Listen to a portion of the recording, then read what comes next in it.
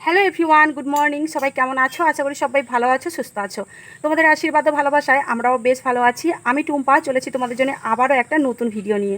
ঘড়ির কাটায় এখন ঠিক সকাল 8টা, আর আজ হচ্ছে রবিবার। তো চলো, তোমাদের অনেক অনেক শুভেচ্ছা ও ভালোবাসা জানিয়ে আবার একটা নতুন ভিডিও শুরু করছি। তো চলো, ব্লগটা একটু স্কিপ না করে প্রথম থেকে শেষ পর্যন্ত দেখতে থাকো। আশা করছি একটু হলেও ভালো লাগবে। আমাদের এখানে রাত ভোর এত বৃষ্টি হয়েছে, পুরোটা জলে ডুবে গেছে। তোমাদের একটু পরেই দেখাবো। তো এখন কিছু বাসি কাজ রয়েছে, সেগুলো কমপ্লিট করব, স্নান করব। তবে আজকে পুজো দিতে পারবো না, এটাই হচ্ছে দুঃখের বিষয়। তো চলো, সঙ্গে থাকো। সকালে ঘুম থেকে উঠে আশিবাসি থালা বাসনগুলো কিন্তু আমি রেখে দিয়ে এসেছি কলপাড়ে। ওদিকে ঘরটাও ঝাড় দিতে হবে। আর মাম্মাম সোনাও না ঘুম থেকে উঠে পড়েছে। ঘুম থেকে উঠেছে বলে ওকে ফ্রেশ করে দিয়েছি। তো চলো বন্ধুরা, ব্লগটা কন্টিনিউ করতে থাকো। আশা করছি আজকে ব্লগটায় একটু হলেও ভালো লাগবে। আর আজকে না এক জায়গায় যাওয়ার রয়েছে, তো ওই জন্যই কিন্তু একটু তাড়াহুড়ো করেই কাজগুলো করছি। আর মামাম দেখো, এই যে খেতে খেতে ওর হাতেই চামচটা লেগে গেছে। তো সেই কারণে আমার কাছে এসছে, মা হাতে ব্যথা লেগেছে। সত্যি বাচ্চারা এরকমই হয়, তাই না বন্ধুরা? আমরাও যখন ছোট ছিলাম, কিচ্ছু একটা হলে দৌড়ে চলে যেতাম মায়ের কাছে, যে মা আমার এটা হয়েছে সেটা হয়েছে। মা কতই না আদর করে ভালোবাসা দিয়ে হাতে ফুঁ দিয়ে দিত, তাই না?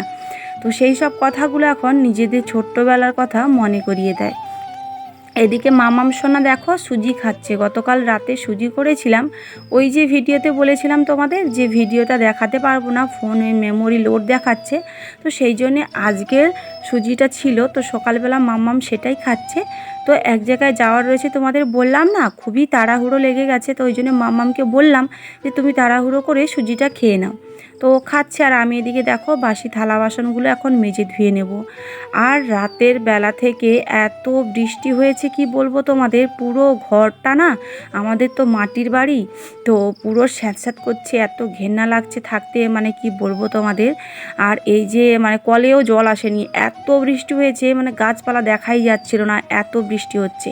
তো আমি এই যে দরজার সামনে গামলাগুলো পেতে দিয়েছিলাম, সেগুলো ভর্তি হয়ে গেছে। আর সেই জলগুলো দিয়ে বাসনগুলো কিন্তু মেজে ধুয়ে পরিষ্কার করে নিয়েছি। আর এদিকে দেখো ঘরের মধ্যে না জল ঢুকে গেছে। আর দেখো শুয়ে থাকলে পরে ঠিক আছে, ঘুম থেকে উঠে পড়লে না, এই যে দরজার সামনেটা যদি মানে ঝাঁপ ফেলে রাখি, নিজেদের মনে হয় যেন কেমন একটা জেলখানা জেলখানা লাগে। তো সেই জন্য আমি ঝাঁপটা তুলে দিয়েছিলাম, উঠিয়ে দিয়েছিলাম। দেওয়ার পর না এই দেখো জল ছিচকেটে ঢুকেছে।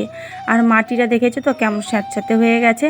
যাই হোক, সমস্ত আশিবাসি কাজ কমপ্লিট করে স্নান সেরে এই যে মা মেয়ে এখন রেডি হয়ে বেরিয়ে পড়েছি।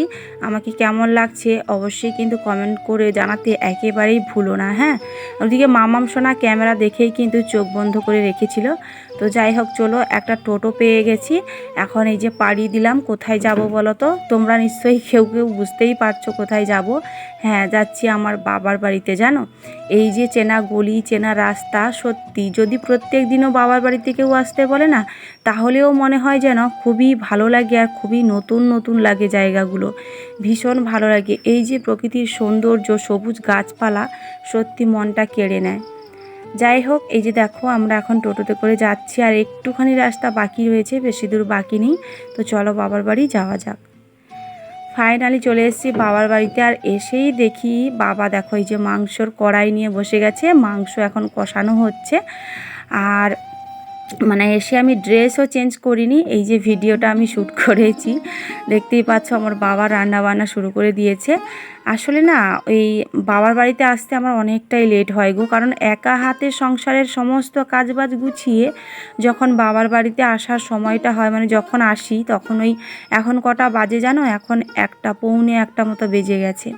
আর বাবা দেখো কষা মাংসগুলো তুলে রাখছে। আমরা 4 ভাই মানে 3 ভাই বোনে খাবো, বাবাও একটু খাবে, আমার মেয়েও খাবে। তো মা মাংস খায় না জানো, তো সেই জন্যেই কিন্তু বাবা কষা মাংসটা একটু তুলে নিচ্ছে, তো আমরা সবাই খাবো বলে। আর ফাইনালি কিন্তু দেখো এই যে বাবার বাড়িতেই কিন্তু মা হচ্ছে অনেক মুরগি পালে, জানো। তো সেই মুরগির মধ্যে একটা মুরগি ভাইয়ের জন্য রেখেছিল, বিশাল বড় একটা মুরগি, মানে ওই 3 কেজি 3.5 কেজি ওজন হবে। তো সেটাই আজকে চিকেন হয়েছে। তো চিকেনের কালারটা জাস্ট দেখো, অসাধারণ, মানে আমার তো দেখেই লোভ লেগে যাচ্ছে। তোমাদের কেমন লাগছে আমি জানি না। তো যাই হোক, চিকেন রেডি, আর ওদিকে হয়েছে পটল ভাজা। তো সব কিছু রান্না রেডি, এখন আমরা খাওয়া দাওয়া করবো। আর আমার ওই বাড়ি থেকে আমার ঠাকুমা দাদু আসবে, মানে আমার নিজের ঠাকুমা দাদু, ওনাদেরও নিমন্ত্রণ করেছে বাবা। তো সেই জন্যই কিন্তু ঠাকুমা দাদুও এসছে। ফাইনালি খাওয়া দাওয়ার পরেই না আমার শরীরটা ভীষণই খারাপ ছিল, মানে আগের থেকেই খারাপ ছিল।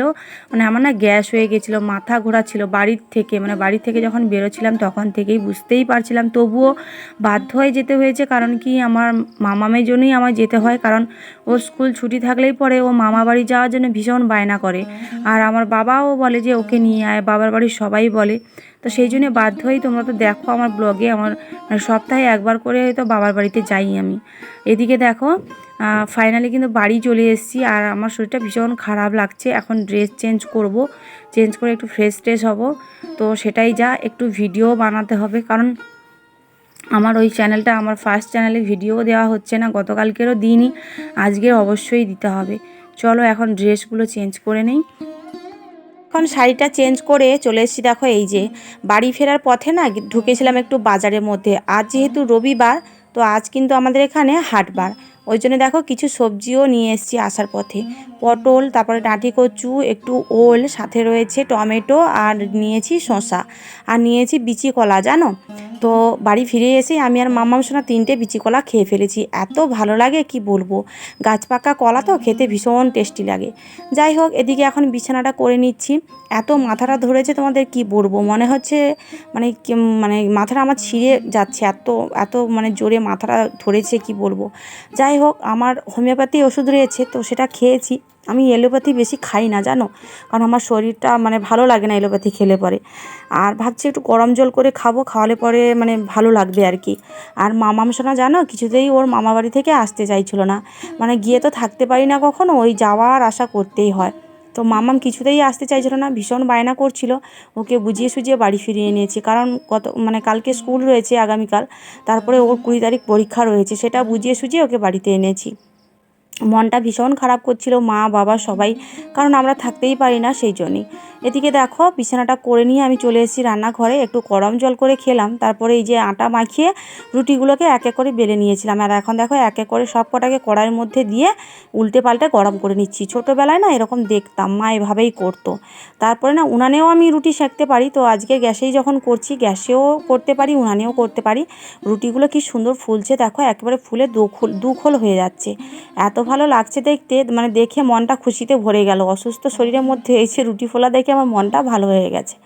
যাই হোক, এদিকে রুটিও করা কমপ্লিট, আর আমরা দেখো এখন খেতে বসে গেছি। ওই বাড়ি থেকে মা দিয়েছিল চিকেন, তো রাতের খাবার হচ্ছে চিকেন আর রুটি। তো চলো বন্ধুরা, আমরা খেতে থাকি, তোমরা কিন্তু পুরো ব্লগটা ওয়াচ করে নাও।